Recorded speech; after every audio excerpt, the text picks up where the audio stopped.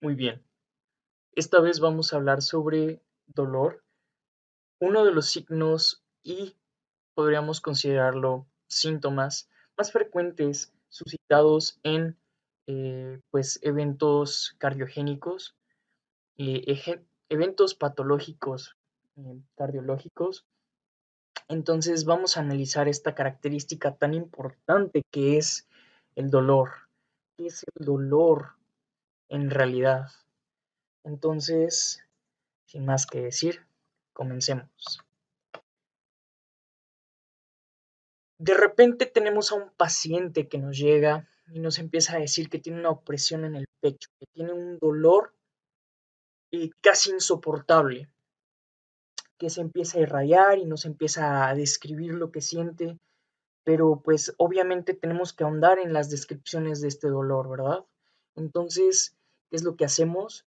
Bueno, primero hay que analizar los tipos de dolor que vamos a eh, tener o que se pueden suscitar en relación a este tema, ¿verdad? En relación a lo cardiológico. Entonces tenemos nuestros tipos de dolor. Un dolor por isquemia, un dolor pericárdico, un dolor aórtico y una precordialgia. Que bueno, esto va a tener diferentes etiologías que no nos vamos a enfocar tanto a eso, pero obviamente tenemos que hablar de ello porque parte de las etiologías obviamente nos van a dar su patogenosidad y por lo tanto su fisiopatología, ¿verdad? Entonces nos van a dar muchas pistas acerca de lo que se va a presentar en esta experiencia clínica o en este manifiesto clínico por parte de nuestro paciente. Entonces, acerca de las etiologías del dolor, para el dolor por isquemia, pues obviamente vamos a tener una angina de pecho, que en sí la angina, ¿qué significa angina? En realidad significa dolor o significa opresión. Entonces, opresión de pecho. Para pronto, para simplicidad, opresión de pecho. Es lo que debemos de pensar cada vez que decimos angina de pecho. Entonces, después de esto tenemos pericarditis, que bueno, va a estar generada por muchísimas cosas e iremos analizando los rasgos distintivos para poder diferenciar una angina de pecho de una pericarditis, ¿no? Luego una aneurisma aórtica o una disección aórtica, lo que nos va a dar qué tipo de dolor. Entonces vamos a analizarlo a detalle igual. Y por último, precordialgias, que la mayoría son psicosomáticas, pero obviamente también vamos a tener distintas etiologías para este tipo de dolores, ¿verdad? Que no necesariamente van a estar relacionados con un dolor relacionado a angina de pecho o un dolor por isquemia, ¿verdad? Pero se pueden confundir. Entonces, por eso fue que reuní estas características de esta forma para poder analizarlos y poder determinar qué es lo que sucede. Bien, vamos a tener algo muy distintivo en este tipo de dolores y es que es la situación o el lugar en donde va a estar dado. El dolor retroesternal. ¿Qué es un dolor retroesternal? Obviamente vamos a tener nuestro esternón, ¿no? Nuestro paciente va a tener esa zona muy característica para este tipo de dolores, este tipo de afecciones. Y es lo que tienen en común todas estas manifestaciones clínicas, en isquemia, en pericarditis, en el aneurisma aórtico, en las precordialgias. Este signo, este síntoma eh, va a ser pues característico o va a ser el denominador común que vamos a tener para poder identificarlo. Entonces, ¿qué vamos a hacer para poder identificarlo? Bueno, lo vamos a ver un poquito más a detalle a continuación. Entonces, regresamos, tenemos a nuestro paciente quejándose de este dolor. Eh, Vamos a analizar primero un dolor isquémico. Un dolor isquémico. ¿Qué vamos a tener dentro de esto? Como características generales, ya vimos su ubicación, un dolor precordial, pero vamos a tener diferentes características específicas, como la intensidad, la localización, una propagación tipo, o sea, si es quemante, si es ardoroso, si es transfictivo, como si fuera un cuchillo. Vamos a tener un tiempo, o sea, una iniciación, y vamos a tener una duración que, bueno, no hay que confundirlo. La iniciación va a ser si es gradual, si es súbita, y la duración es obviamente relacionada ya al tiempo, ¿verdad? Entonces, vamos a analizar cada característica. Una intensidad vamos a tener leve, moderada, intensa y muy intensa. Entonces debemos de considerar mucho que nuestros pacientes encima de eso van a tener eh, otros signos y síntomas concomitantes que vamos a analizarlos en otras enfermedades más adelante para poder tener una contextualización clínica, y esto nos va a ayudar mucho a poder establecer un diagnóstico diferencial y establecer las prioridades en cuanto a nuestro tratamiento. Pero bueno, esto no es lo esencial, así que continuemos. La localización, si es retroesternal, si está ubicado en la espalda, si es en las fosas supraclaviculares, todo esto nos van a dar pistas que pues obviamente nos van a guiar hacia qué tipo de afectación es la que vamos a tener. Bien, después de esto, pues obviamente todos estos signos y síntomas nos van a dar pistas, como ya lo mencioné. Entonces debemos de armar bien nuestro diagnóstico y nuestro diagnóstico diferencial. Luego vamos a tener una propagación que va a ser muy diferente a la localización. ¿Por qué? Podremos tener una localización retroesternal y que la propagación sea hacia cuello. O vamos a tener una localización epigástrica y que la propagación sea hacia la base del tórax. Entonces debemos de distinguir muy bien esto, porque los signos y los síntomas en estos tipos de afecciones son tan inespecíficos que incluso se pueden, no sé, confundir con una odontalgia. Entonces nos van a dar propagaciones, por ejemplo, hacia la mandíbula, y debemos de tener la suficiente pericia, la suficiente astucia para poder determinar estos giros o determinar estas características clínicas que a mí en lo personal se me hace algo totalmente interesante, ¿verdad? Muy bien, después de esto vamos a tener el tipo o carácter de dolor. Entonces, característicamente vamos a referir a nuestro paciente o el paciente más bien se va a referir a nosotros como si tuviera una opresión en el pecho. Y esto es bien, bien, bien importante. ¿Por qué? Porque resulta que uno de los síntomas, uno de los signos clínicos más comunes es este de aquí, la mano en garra. Entonces, automáticamente vemos una mano en garra, debemos de pensar en algún evento cardiovascular que nos estuviera produciendo una isquemia por ahí, ¿verdad? Entonces es un sentimiento opresivo, es un sentimiento que obviamente va a generar disnea, por lo tanto no va a poder respirar bien nuestro paciente, va a referir que siente algo que no lo deja respirar de forma normal. Luego vamos a tener un síntoma, un tipo de dolor transfictivo.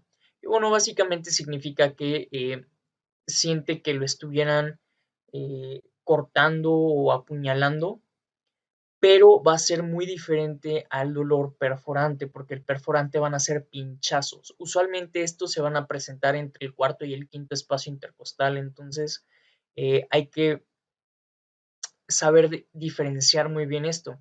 Luego vamos a tener un tipo de dolor ardoroso, que bueno, va a ser literal una sensación quemante. Cuando hay un evento isquémico, el nervio o el par craneal que va a sufrir va a ser el vago. Entonces, desgraciadamente, el vago va a inervar demasiadas estructuras, por lo tanto vamos a tener pues obviamente una referencia muy amplia de lo que se va a irritar. Por ejemplo, si se irrita el vago, nos va a dar una descarga, obviamente, en esta fibra, lo que nos va a generar una sensación de náuseas e incluso vómitos. Entonces, debemos de considerarlo. Hay una sensación ardorosa, por lo tanto, una irritación de este nervio, del nervio vago.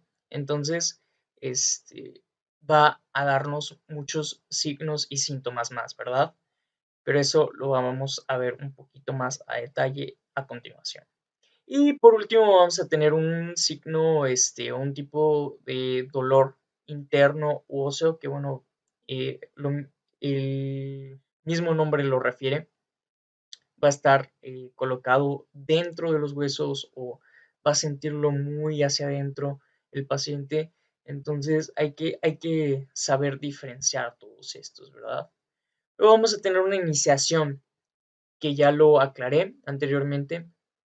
Esta iniciación va a ser gradual o espontánea.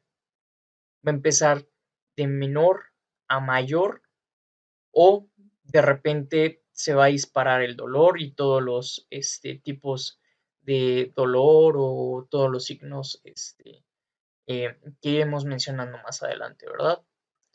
Y por último, en esta diapositiva tenemos la duración, que bueno, va a ser oscilatorio.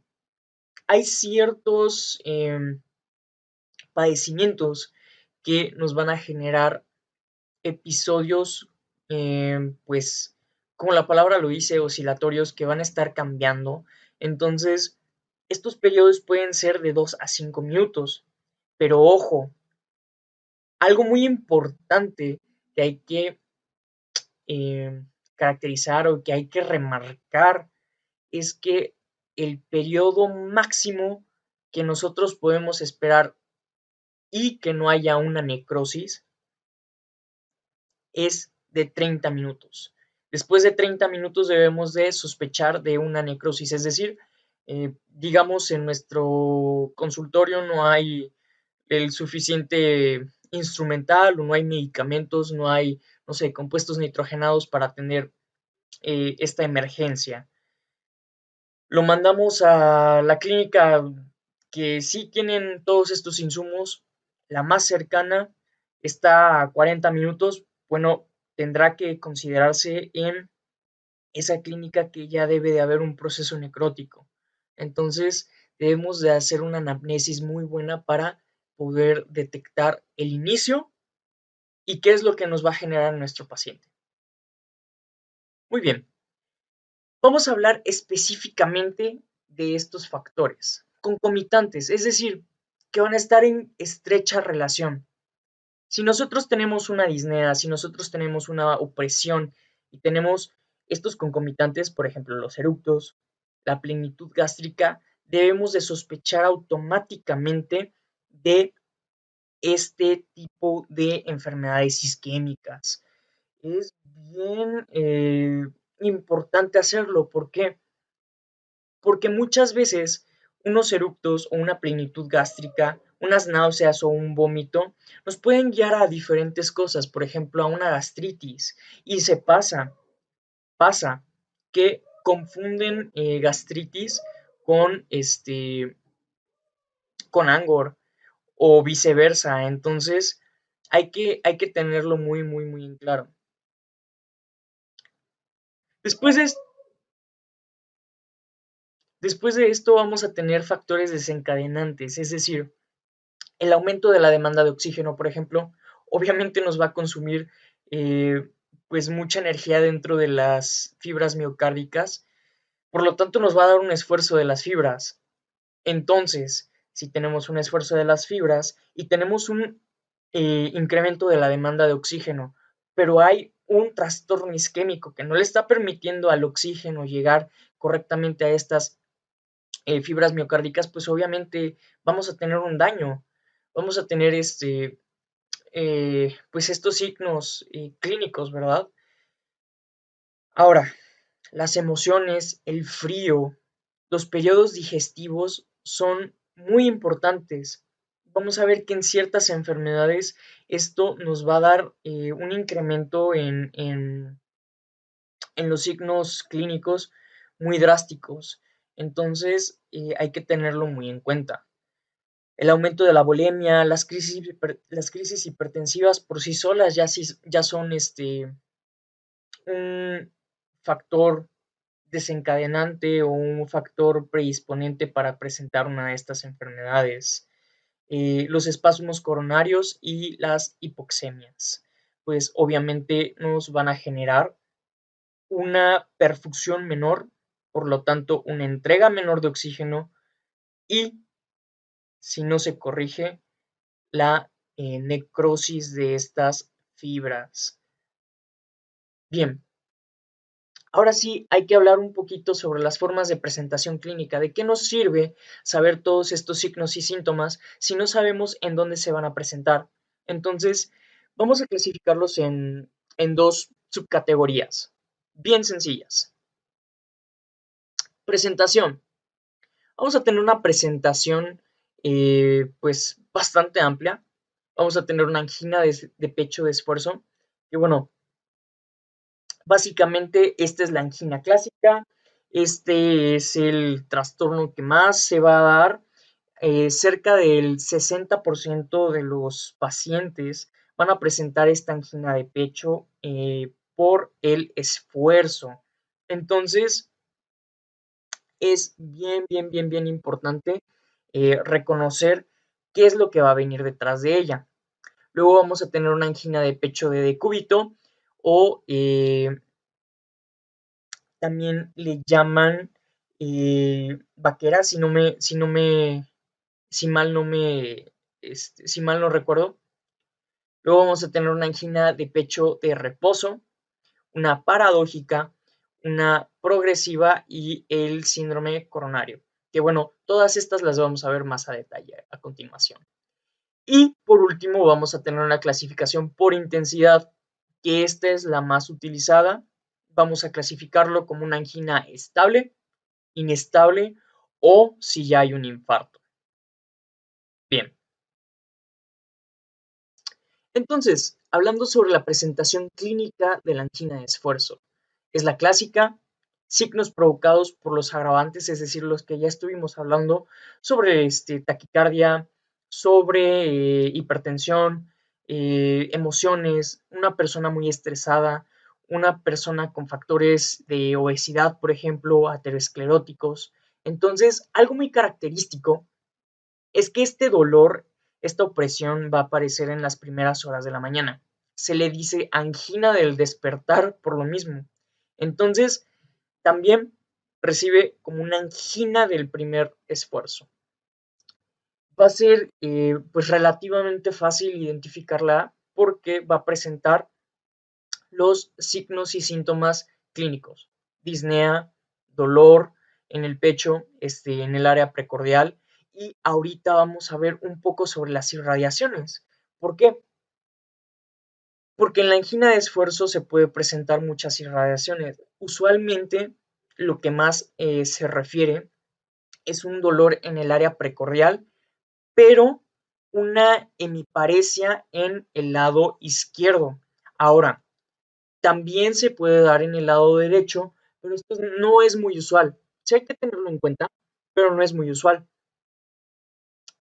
Luego de esto vamos a tener una angina de pecho de cúbito, que esta se va a presentar después de acostarse. Nos va a dar disnea como la anterior, va a desaparecer al levantarse y bueno, esta va a estar debida al aumento de la bulimia y el retorno venoso.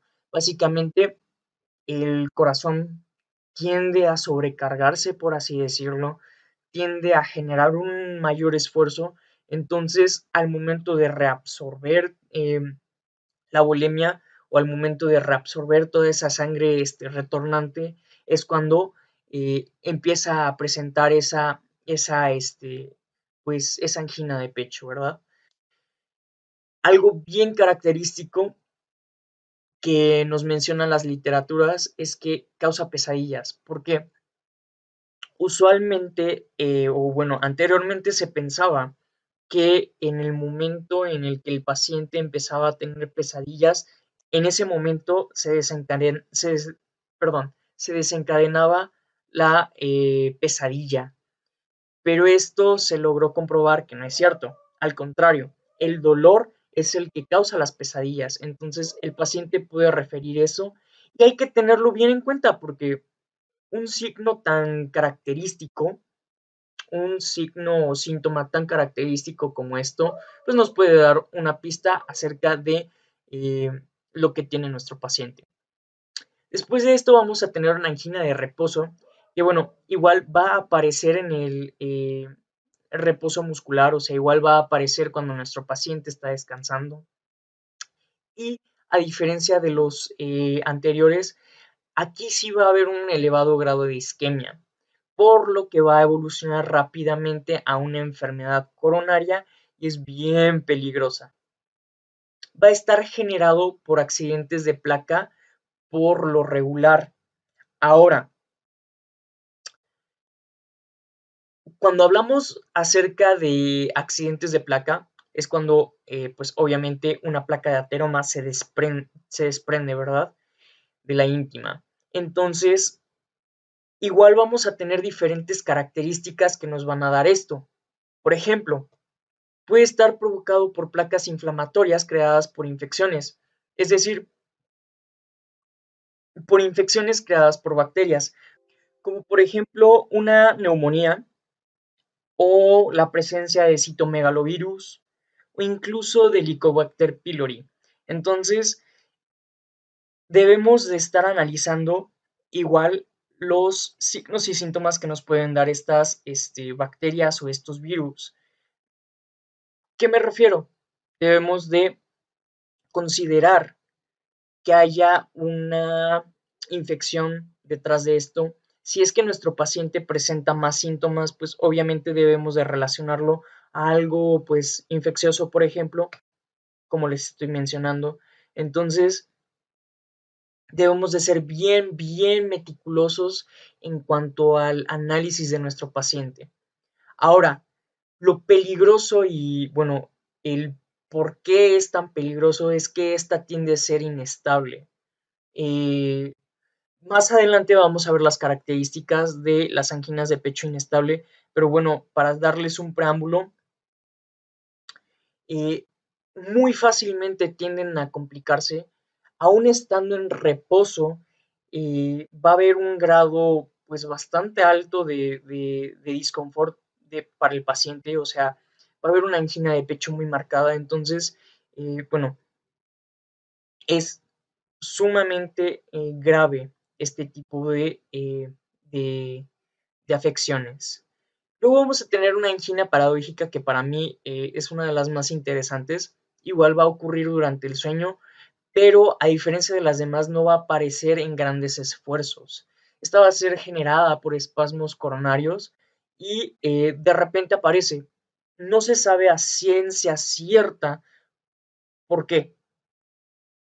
Hay factores predisponentes genéticos, pero el por qué aún no está totalmente claro. Entonces, lo más peligroso de este tipo de angina paradójica es que puede generar una muerte súbita. Igual nos va a generar disnea, igual nos va a generar una opresión o un ardor, la irradiación de este dolor y se va a manifestar en pues las extremidades como una hemiparesia, ¿verdad? Un adormecimiento de la extremidad izquierda por lo general. Luego vamos a tener una angina de pecho progresiva, que aquí me equivoqué. Eh, Esta va a estar dada por un aumento paulatino de la intensidad y la duración de los signos clásicos. Básicamente no va a variar, simplemente va a haber un gradiente ¿cómo decirlo? Un gradiente de la aparición de estos síntomas. Ahora, tanto puede darse de forma lenta o muy agresiva. Puede ser oscilante o puede aparecer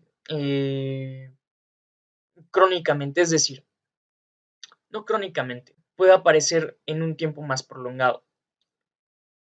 Entonces,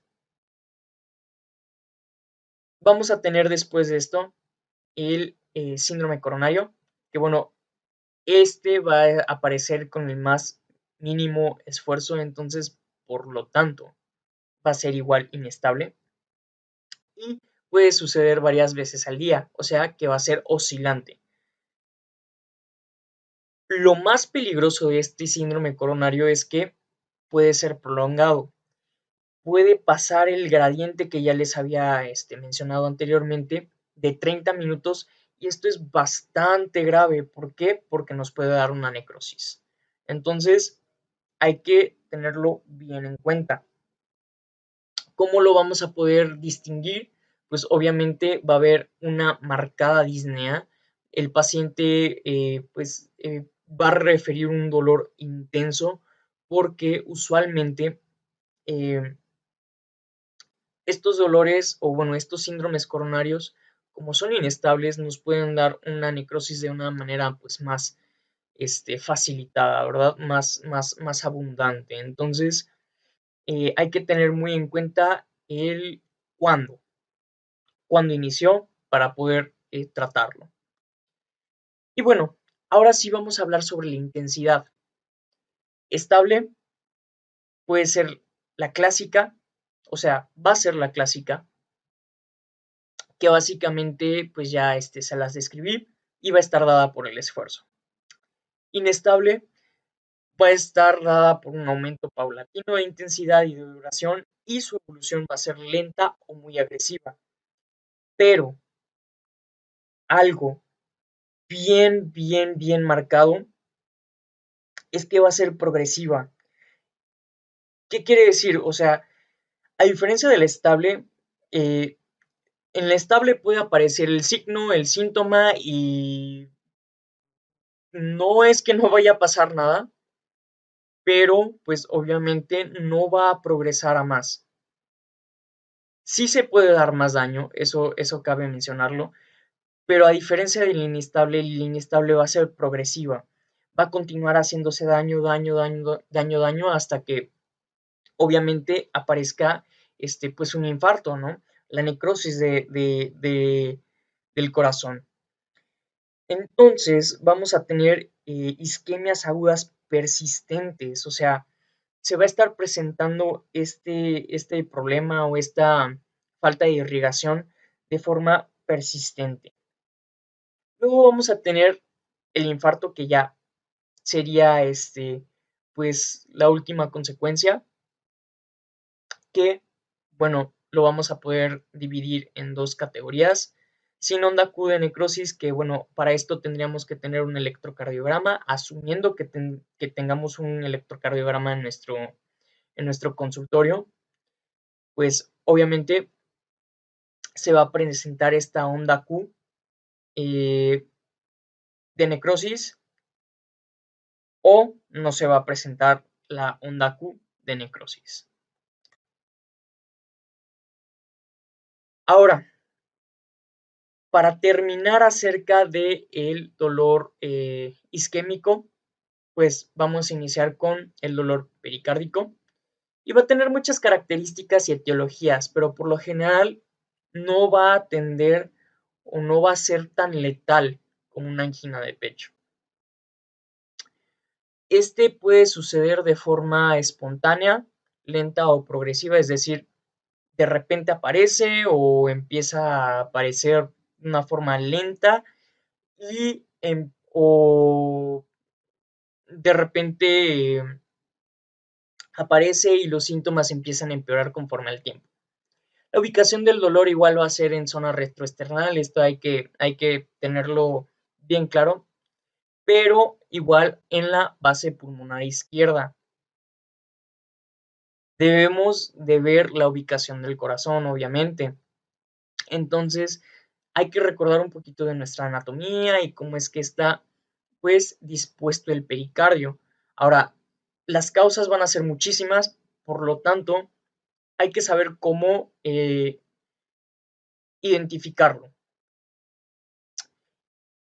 La irradiación va a ser hacia el cuello y aquí un plus para poder o un tip para poder identificarlo.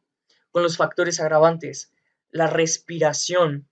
Si nuestro paciente respira hondo, le va a doler y va a sentir pinchazos.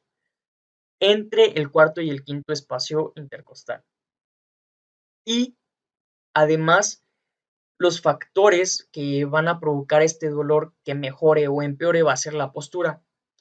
Si nuestro paciente se encorva, va a generar que el diafragma del paciente roce más con el pericardio. Si nuestro paciente se pone de una forma más erguida, relajada, dependiendo de qué es lo que esté causando esta manifestación o este dolor pericárdico, va a mejorar o va a empeorar. Digamos, si tenemos líquido en el pericardio, pues obviamente al acostarse va a empeorar. Si no tenemos un líquido adentro del pericardio, eh, eh, este dolor no se va a ver tan agravado.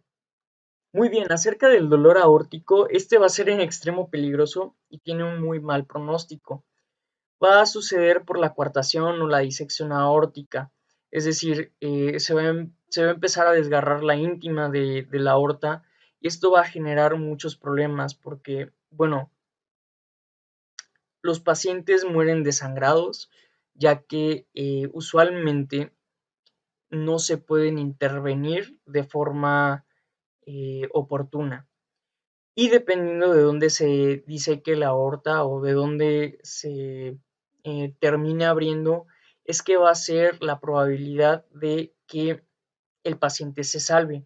Muchas veces cuando la aorta empieza a romperse, por así decirlo, eh, otras arterias se van a ver afectadas, por ejemplo, la carótida izquierda o la arteria brachiocefálica se van a ver afectadas. Entonces, eh, cerca del 30% de los pacientes que presentan este tipo de afecciones van a perder la vida. Entonces, en donde más se van a presentar va a ser en adultos mayores y en mujeres en trabajo de parto, por lo que hay que tener una vigilancia muy estricta acerca de este, pues, este tipo de enfermedades. Puede suceder espontáneamente y eso es lo que lo hace pues sumamente mortal. Y lo que se va a presentar es una hemiparesia, pero esta hemiparesia va a ser parcial. ¿Por qué? Porque la mujer en labor de parto, por ejemplo, después del parto va a empezar a referir que le va a doler la zona retroesternal, pero muchas veces esto pues se va a considerar o no se va a pensar tan grave, pues por lo mismo del esfuerzo de la labor de parto, ¿verdad? Pero la hemiparesia va a presentarse como si fueran hormigueos en las manos y esto sí se debe de ver muy a fondo. Van a presentarse paraparesias, es decir, eh, lejos de ser pues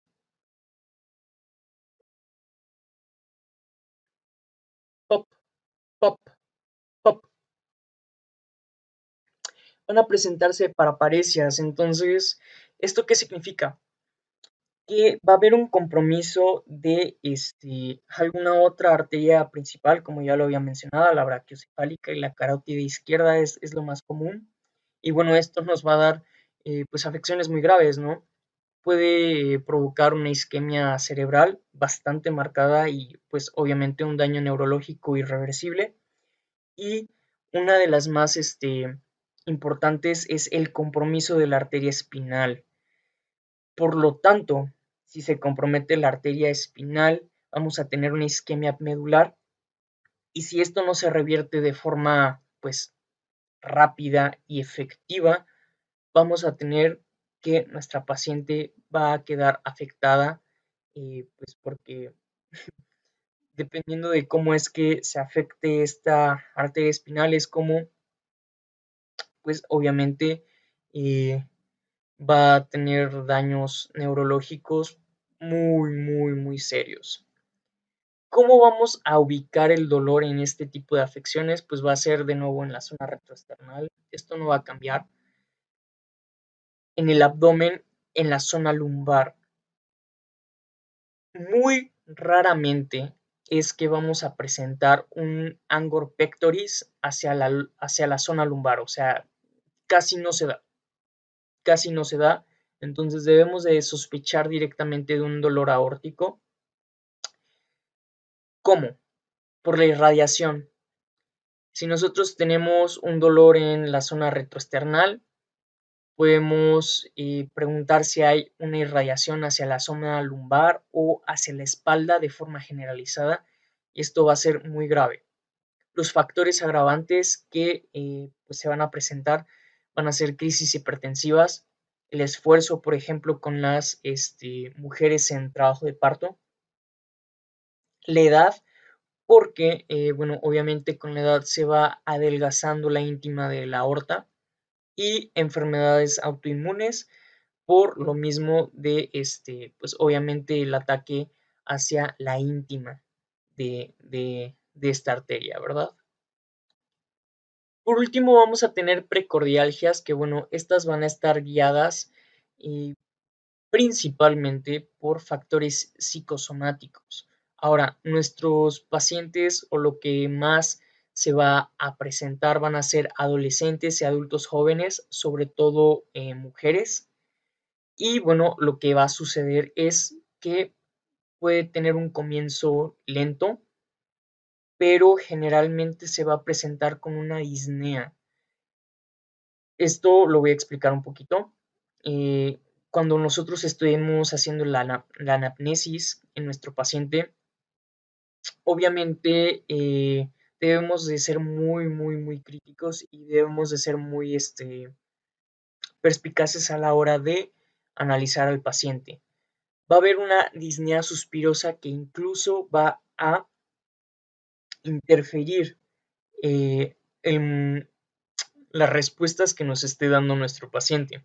Ahora, va a haber una hiperventilación y por lo tanto una alcalosis respiratoria, y por lo mismo vamos a tener espasmos esofágicos. Usualmente esto va a estar causado por el estrés o por situaciones emocionales. Entonces, vamos a tener que ser igual muy, muy, muy perspicaces o muy analíticos a la hora de diagnosticar este tipo de precordialgias o este tipo de dolores. La ubicación del dolor, zona precordial. Vamos a tener que el paciente, usualmente esto se genera en mujeres, que refieren piquetes en el cuarto o quinto espacio intercostal, como pasaba anteriormente, en las zonas supramamarias. Entonces, esto va a alarmar mucho a la paciente e igual va a ser un factor desencadenante para que esta precordialgia sea más aguda y sea más dolorosa para la paciente o para el paciente. Usualmente la irradiación va a ser en epigastrio y mesogastrio, por lo que vamos a tener un trabajo bastante grande al momento de diagnosticar esto, pero por eso es la minuciosidad en la historia clínica. Los agravantes van a ser los estados de shock emocional, como ya lo mencioné, el estrés, momentos pues anormales en el que el paciente maneje pues estados anímicos pues eh, muy marcados y muy, muy radicales, ¿verdad? Sustancias alterantes o estimulantes, por ejemplo, cafeína. Debemos de preguntar qué consumió las últimas 24 horas, y usualmente esto va a ser suficiente para que nuestro paciente presente este tipo de precordialgias. ¿Por qué? Los pacientes que presentan este tipo de precordialgias son muy susceptibles hacia la ansiedad. Entonces, si le suman a la cafeína, pues obviamente van a contribuir a este estado anímico, a este estado pues de fuga, podríamos decirlo. Y por último, condiciones psiquiátricas que pudiesen condicionar este tipo de respuesta de estrés o de este tipo de respuesta de alerta agravada, ¿no? Y bueno, eso sería todo por parte del dolor.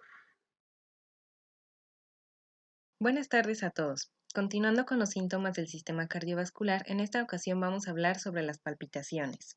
Bueno, al empezar a hablar de este tema, tenemos que mencionar que las contracciones cardíacas normalmente no las percibimos. Esto es debido a un fenómeno en el que se acostumbran o se fatigan las terminaciones nerviosas. Por lo tanto, para que nosotros sintamos estas contracciones, necesitamos que haya un estímulo diferente, ya sea en calidad, en intensidad o en tiempo, es decir, que sean más cortas o sean más largas, para que nosotros percibamos estas contracciones. Por lo tanto, las palpitaciones las podemos definir como la percepción consciente de la actividad cardíaca en forma molesta debido a la estimulación de su sensibilidad somática, táctil y varestésica, que se le suele describir como un cambio en la frecuencia o la fuerza de contracción cardíaca. Al hablar de esto también vamos a estar mencionando algunos términos como es el de arritmias. Las arritmias se pueden definir como una alteración de las características del ritmo cardíaco normal. Esto puede ser que aumenten o disminuyan el ritmo. También se van a clasificar dependiendo de su origen, ya sea por encima de la bifurcación de las de His o por debajo de este, así como el mecanismo de producción, ya sea por en la iniciación del impulso eléctrico, en la conducción o por la producción de pospotenciales. Entonces, tenemos que mencionar que cuando nosotros sentimos palpitaciones no siempre va a ser debido a una arritmia y también que no todas las arritmias van a producir palpitaciones. A partir de esto, podemos mencionar algunas de sus otras causas. Tenemos las cardíacas y las extracardíacas. Dentro de las cardíacas, aparte de las arritmias y de sus diferentes clasificaciones, vamos a tener que puede haber un prolapso de la válvula mitral, una insuficiencia aórtica, incluso un mixoma auricular, que es un tumor primario cardíaco, incluso en las miocardiopatías. Entre otras, pues están las psiquiátricas, como son el pánico, la ansiedad, incluso la depresión. Entre otras, podemos encontrar algunas que se encuentran en procesos fisiológicos, como puede ser en el ejercicio, incluso en el embarazo. También la podemos encontrar en el estrés, en la hipoglucemia, incluso en el feocromocitoma, que es un tipo de tumor que produce catecolaminas. También las palpitaciones se pueden sentir como por ejemplo en el pánico escénico, en el que cuando alguien se va a presentar hacia frente a muchas personas, pues siente como esas palpitaciones en el pecho. Entre los fármacos, pues también tenemos algunas drogas, como puede ser la cocaína, y algunas más comunes, como es la cafeína, que incluso esta se encuentra en altas dosis en las bebidas energetizantes, produciendo también palpitaciones. Ahora sí, vamos a hablar cómo son las palpitaciones. Estas se pueden clasificar en rápidas o lentas, en regulares o irregulares, en aisladas y agrupadas. Entonces, vamos a comenzar por las rápidas e irregulares. En las irregulares podemos mencionar que estas se van a percibir en una forma desordenada y no rítmica. Es decir, se puede presentar un largo periodo sin estas y de repente se sienten o viceversa. Entonces, entre estas tenemos a la fibrilación auricular, que puede ser un ejemplo. En la fibrilación auricular va a existir una alteración en la forma en la que los estímulos auriculares se conducen. Como se observa en la imagen, pues puede haber una producción eh, anormal de estos estímulos, por lo tanto las aurículas se van a contraer no rítmicamente, y estos impulsos también van a pasar a destiempo hacia los ventrículos. Por lo tanto, se pueden sentir a veces estas palpitaciones irregulares. En las rápidas irregulares vamos a encontrar a la taquicardia, que esta es una actividad cardíaca de forma regular, pero acelerada, es decir, va a ser rítmica, pero muy rápida. Dentro de las taquicardias, pues vamos a tener a la ventricular y a la supraventricular. La supraventricular va a tener su origen por encima de la bifurcación de las de His y las ventriculares pues por debajo de esta bifurcación. También vamos a encontrar un tipo de taquicardia que es la de entrada en el nódulo auriculoventricular. En esta las contracciones auriculares y ventriculares van a suceder al mismo tiempo. Esto va a hacer que haya un reflujo de sangre al cuello. Por lo tanto, si el paciente refiere que aparte de las palpitaciones en la zona del corazón, también la siente en el cuello, puede ser que este paciente tenga una taquicardia por entrada en el nódulo auriculoventricular, pues este síntoma en este tipo de patología va a tener una sensibilidad y especificidad muy alta, incluso alrededor del 100%. Esta palpitación en el cuello también la vamos a poder encontrar en la taquicardia ventricular, pero a diferencia de la otra, pues esta normalmente no va a producir palpitaciones, o sea, va a ser menos común que en la taquicardia ventricular se sientan palpitaciones, se pueden sentir otros síntomas más comúnmente que las palpitaciones, por lo tanto, no se va a diferenciar mucho de la taquicardia por entrada en el nódulo auriculoventricular. Bien, en las aisladas vamos a tener que estas se van a sentir como un golpe, van a ser de muy breve duración, se definen también como casi instantáneas que pueden darse en menos de un segundo. Estas, a pesar de llamarse aisladas, también pueden repetirse varias veces en un minuto o incluso por periodos un poco más largos. Estas se pueden asociar a otros síntomas como el tos o el mareo y puede que incluso pasen desapercibidas en el paciente. Estas se van a encontrar normalmente en las extrasístoles. Estas son sístoles prematuras que están seguidas de una pausa compensatoria. Entonces, estas van a ver auriculares y ventriculares. Mencionando las ventriculares, vamos a tener que la pausa la pausa compensatoria va a ser un alargamiento en la diástole, lo que va a hacer que haya una mayor represión ventricular y va a provocar una sístole más fuerte. Esto va a hacer que se sienta como un pellizco o un pinchazo y después se da la sensación de paro o de tensión del corazón, que es en este caso el alargamiento de la diástole. Las siguientes son las agrupadas o en salva. Estas van a ser sensaciones sucesivas de golpes o latidos agrupados, que van a tener una frecuencia acelerada. También pueden durar desde segundos hasta horas, días o pueden ser también permanentes. A partir de esta podemos definirla en dos tipos. Esto por medio de cómo inician y cómo terminan. Entonces, en el tipo 1 vamos a tener que estas van a ser de comienzo gradual o también puede ser de comienzo brusco, pero su terminación siempre va a ser gradual, es decir, como más lentamente.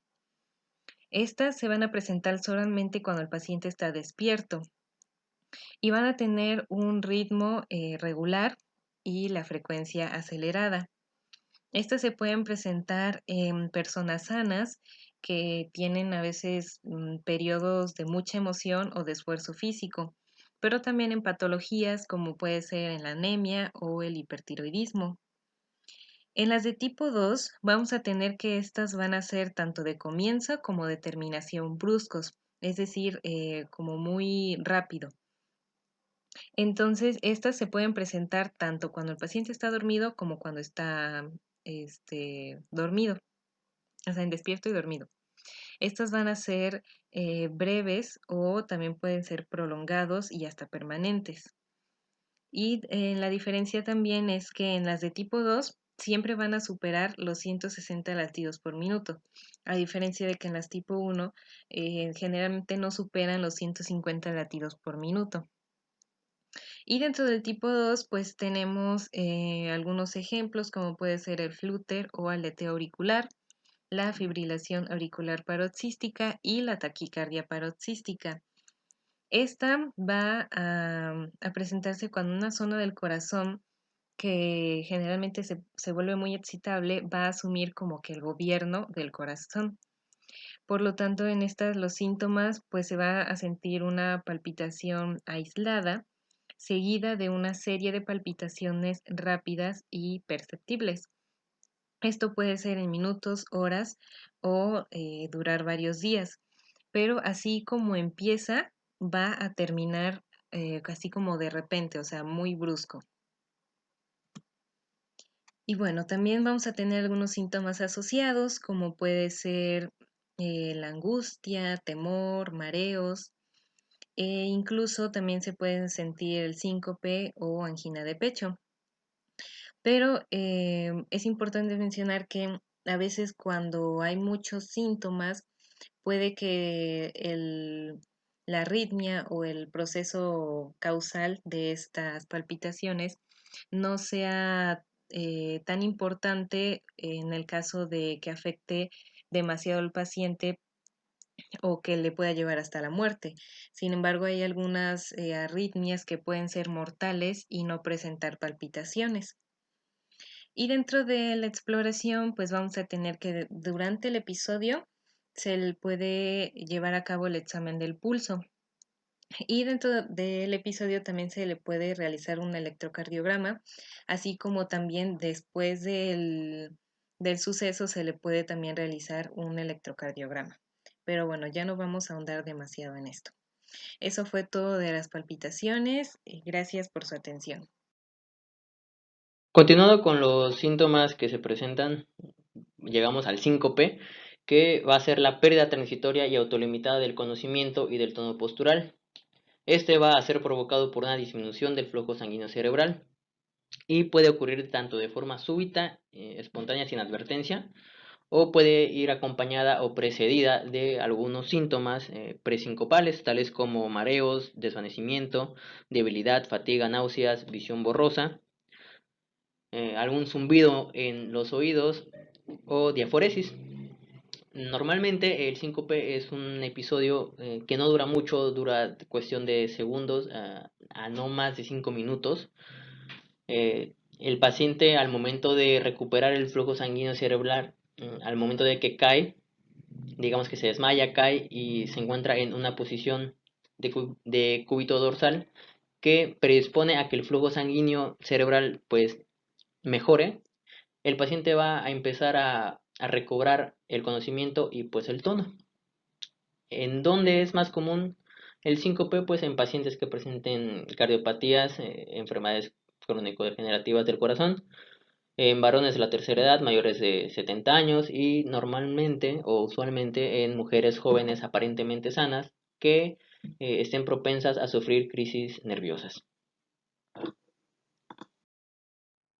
Continuando un poquito con la fisiopatología, pues como mencionamos antes, está basada por una hipoperfusión cerebral, que solamente va a bastar de 6 a 8 segundos de este estado para que el paciente presente un cuadro de síncope. La hipopresión cerebral puede ser provocada ya sea por una reducción del gasto cardíaco o por una alteración de las resistencias vasculares periféricas. En tanto al gasto cardíaco, pues que exista un menor retorno venoso o algún fallo en el bombeo de la sangre, ya sea un fallo tanto mecánico como de conducción eléctrica. Y en las alteraciones de las resistencias vasculares periféricas, alguna inestabilidad vasomotora o alguna afectación en los reflejos cardioinhibidores o vasodepresores. Las causas del síncope vamos a abarcarlas en tres grupos, ya sea que son causas cardíacas, factores neurales y la hipotensión ortostática. En las causas cardíacas pues vamos a tener que son de dos tipos, ya sea tanto mecánicas como eléctricas. En los factores neurales vamos a tener dos reflejos que nos pueden provocar un cuadro de síncope, que es el reflejo vasovagal o el reflejo circunstancial. Y en la hipotensión ortostática, pues que se presente súbitamente o que sea provocada por alguna enfermedad de base, ya sea neurodegenerativas, centrales y periféricas idiopáticas, o provocado por un consumo excesivo de medicamentos.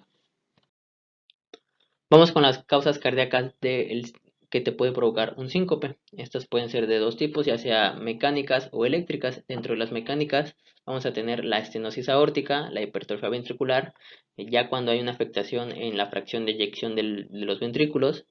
Cuando el paciente curse con un infarto agudo al miocardio o ya lo haya presentado, que presenta angina de pecho, una disección aórtica, taponamiento, una estenosis mitral y un mixoma auricular.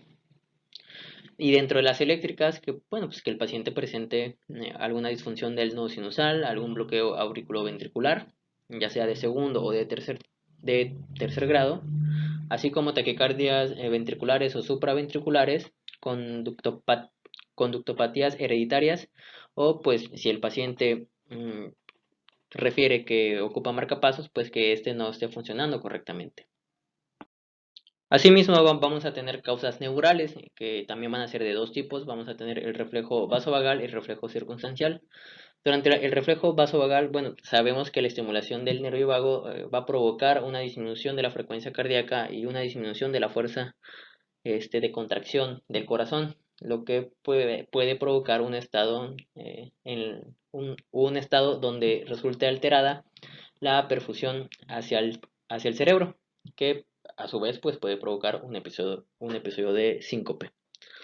¿Cuáles son las circunstancias o el entorno que nos puede provocar una alteración en este reflejo? Bueno, pues cuando el paciente se encuentre en una situación donde se le provoque temor, donde se le provoque dolor, donde se le provoque ansiedad, donde curse con emociones muy intensas, o que el paciente vea, escuche o olfatee o perciba un olor muy desagradable, algo que no le guste demasiado, que pueda intervenir en este reflejo.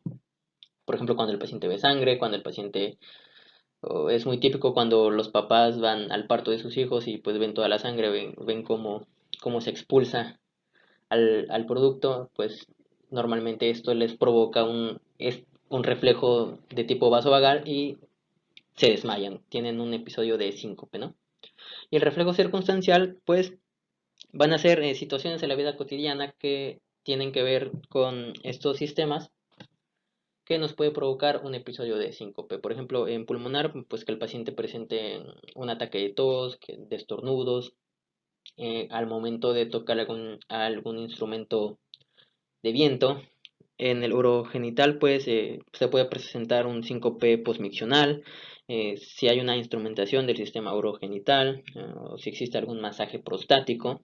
En el digestivo, pues después de comer, síncope por devolución, alguna neuralgia, glosofaringia, lo puede provocar por estimulación esofágica, o instrumentación del tubo digestivo, una exploración rectal, o pues después de defecar, ¿no? Hay veces en que se escucha, ¿no? Que pues casi me desmayo en el baño, pero pues todo se alivió después de que todo salió, pero pues igual son situaciones que pueden provocar un episodio de síncope. En el seno carotídeo, pues que haya una hipersensibilidad de o que se esté estimulando constantemente, ¿no?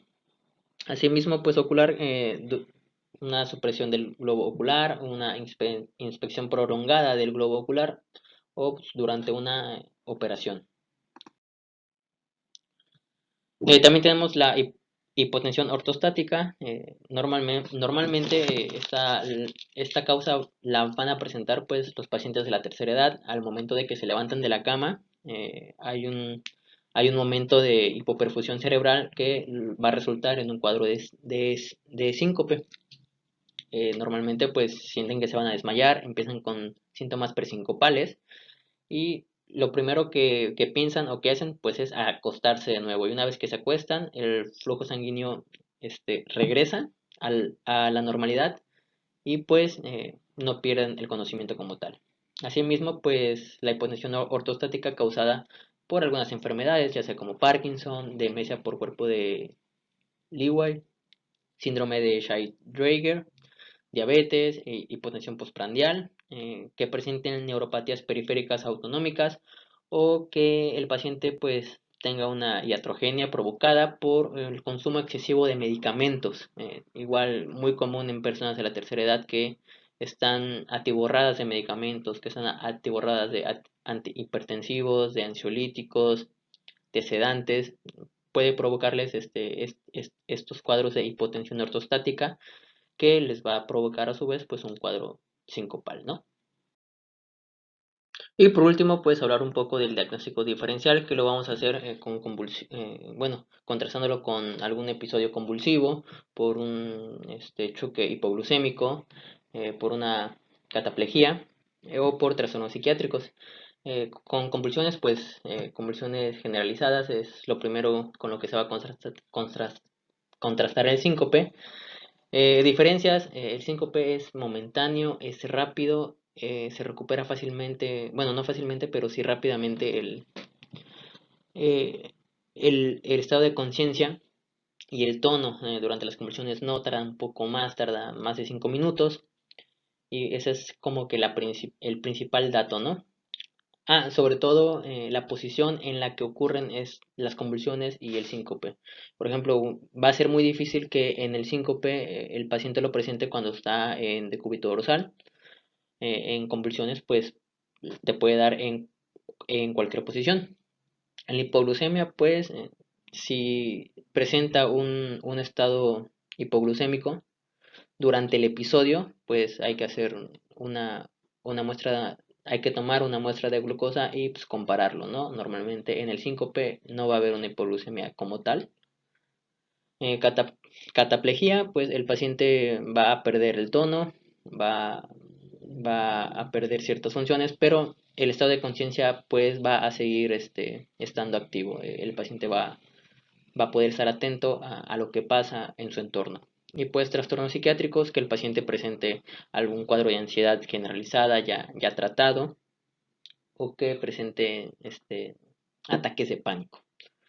Muy importante preguntar al paciente cómo pasó el cuadro de pérdida de conciencia, cuándo pasó, la duración de el entorno en el que el paciente se desenvolvía al momento de presentar este cuadro, y qué posición estaba, qué posición tenía, si estaba sentado, si estaba acostado, si estaba parado desde hace mucho tiempo.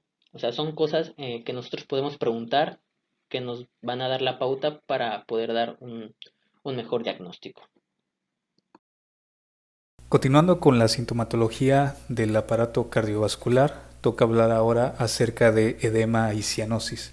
Y pues bueno, el edema se define como la acumulación excesiva de fluido en las células, tejido o cavidades serosas del cuerpo, y va a estar causada por la alteración en las fuerzas de Starling.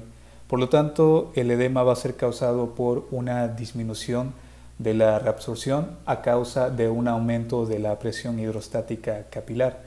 También vamos a tener un aumento en la filtración, que va a ser a consecuencia de una disminución en la presión oncótica plasmática, y también el edema va a ser causado por el aumento de la permeabilidad capilar, que este aumento en la permeabilidad va a ser causado por alergias, traumatismos, quemaduras, entre otras causas. También el edema será causado por una disminución de la reabsorción linfática, en la mayoría de los casos por una obstrucción, lo que nos va a causar un linfedema. Y el edema de origen cardíaco será causado especialmente por dos patologías, lo que es la insuficiencia cardíaca congestiva y la insuficiencia venosa crónica. En el caso del edema causado por insuficiencia cardíaca congestiva, Este se va a caracterizar porque se va a presentar un preedema o edema oculto. Y este preedema o edema oculto no es más que el incremento de líquido en el espacio intersticial sin que se presenten signos de edema. Por lo tanto, la única forma de que nos percatemos de la presencia de este preedema va a ser a través de las mediciones diarias del peso corporal. También entre las características de este edema vamos a tener que va a aumentar en las horas diurnas y durante el transcurso del día, va a ser frío, indoloro y en casos más graves se va a llegar a presentar cianosis. También el edema va a ser constante en personas obesas debido a dificultades que van a tener en lo que es la circulación venosa de retorno. También vamos a tener la presencia de piel de naranja debido a una infiltración en la dermis y también vamos a tener edema en los genitales, particularmente en el hombre se puede llegar a presentar lo que es un hidrocele bilateral. Y también el cuadro de edema por insuficiencia cardíaca congestiva puede llegar a estar acompañada por antecedentes de disnea de esfuerzo, ingurgitación yugular, hepatomegalia, cardiomegalia, galope derecho, estertores crepitantes en ambas bases pulmonares y en casos más raros podemos llegar a tener presencia de lo que es un edema facial. Es importante diferenciar el edema facial por insuficiencia cardíaca congestiva del edema facial renal. Y pues bueno, el edema facial renal va a tener las características de que vamos a tener una infiltración palpebral muy marcada, muy intensa. Se van a llegar a borrar lo que son los pliegues principales de la cara y también la piel va a tener un aspecto pálido y la temperatura de la piel va a ser normal. Mientras que en el edema facial por insuficiencia cardíaca congestiva, la temperatura de la piel va a ser frío y puede estar acompañado por cianosis periférica. En el caso del edema por insuficiencia venosa crónica, este se presenta principalmente como edema bilateral de los miembros inferiores, que va a ser de un grado leve a moderado, va a ser frío y también va a ser indoloro. Este edema se puede acentuar también en lo que es en el transcurso del día y se puede llegar a agravar en aquellos pacientes que tengan una vida sedentaria. Sin embargo, puede también mejorar o desaparecer durante la noche o cuando nos coloquemos en una posición horizontal. También un edema marcado y que puede llegar a ser invalidante nos quiere indicar que tenemos un compromiso del sistema venoso profundo, mientras que el edema vespertino y moderado nos puede indicar lo que es una insuficiencia en los sistemas venosos superficial y perforante, y esto va a condicionar a que la bomba musculovenosa llegue a trabajar en exceso, lo que puede llegar a provocar su hipertrofia. Recordemos que la bomba musculovenosa nos va a ayudar en la circulación sanguínea desde las extremidades inferiores hacia el corazón, por lo que la hipertrofia de esta bomba musculovenosa nos va a causar un aumento del volumen del miembro, van a aparecer varices secundarias, vamos a tener inmovilidad, un estado inflamatorio crónico que lo que nos va a provocar es que se presente un linfedema permanente y este a su vez nos va a causar que se presente una hipodermitis y una aparición de úlceras. También cuando evoluciona a cronicidad, este se puede tornar más duro, vamos a tener la presencia de lo que es una dermatitis ocre y pigmentaria, y esto es cambios en la coloración de la piel por depósitos de melanina y hemosiderina, y también vamos a tener la presencia de esclerosis dérmica, úlceras y lesiones tróficas. Ahora, hablando acerca de la cianosis, esta se define como la coloración azulada de la piel y mucosas debido a un exceso de hemoglobina reducida en el lecho capilar mayor a 5 gramos sobre decilitro. Y de la cianosis vamos a tener principalmente dos divisiones, lo que es la cianosis central y la cianosis periférica, pero también se describen otras dos que se denominan cianosis mixta y cianosis diferencial. En el caso de la cianosis central vamos a tener la cianosis central de causa cardíaca, y esta se va a presentar en lo que son labios, regiones malares, lengua y mucosa bucal. Se describe como una cianosis caliente. No se modifica por acción de la gravedad, por lo que la elevación de los miembros no ayuda a atenuar la cianosis. También tiene la característica de que no desaparece con el aumento de la temperatura ni mejora con la inhalación de oxígeno. En comparación, vamos a tener también lo que es la cianosis central de causa respiratoria, y en comparación con la de causa cardíaca es que esta sí se va a atenuar con la inhalación de oxígeno y con la mejora de la función pulmonar. Y la causa más común en pacientes mayores de 50 años va a ser lo que es el corazón pulmonar. Por otro lado, la cianosis periférica no afecta la mucosa, se va a presentar en las extremidades, en lo que son manos y pies. Se describe como una cianosis fría. Esta sí se va a atenuar por la gravedad, por lo que la elevación de los miembros afectados puede ayudar a la mejora, y también se atenúa con el aumento de la temperatura, ya sea con el aumento de la temperatura ambiental o del área afectada, y casi siempre va a ser localizada. Dentro de sus causas más comunes vamos a tener lo que es la obstrucción arterial, que además de la cianosis periférica, pues bueno, va a estar acompañado de lo que son flictenas hemorrágicas. También otra causa va a ser la obstrucción venosa, que va a acompañar junto a la cianosis periférica con lo que es un edema en esclavina. Y ese edema en esclavina se caracteriza porque únicamente va a afectar lo que es cabeza, cuello y hombros, y se va a presentar en lo que son una obstrucción de la vena cava superior o en una trombosis iliofemoral. Y también los espasmos arteriales o arteriolocapilares van a llegar a provocar una cianosis periférica. Y estos espasmos se van a presentar en lo que es el síndrome de Raynaud, la acrocianosis y la libido reticularis. Por otro lado, también vamos a tener lo que es la cianosis mixta, y estos serán considerados originalmente como centrales. Estos se relacionan con cortocircuitos cardíacos y pulmonares, y también con insuficiencia cardíaca derecha. Una de las causas podría ser un corazón pulmonar crónico con una insuficiencia cardíaca derecha, en la que vamos a tener una cianosis periférica generalizada, pero también vamos a tener en cierto grado la presencia de una cianosis central.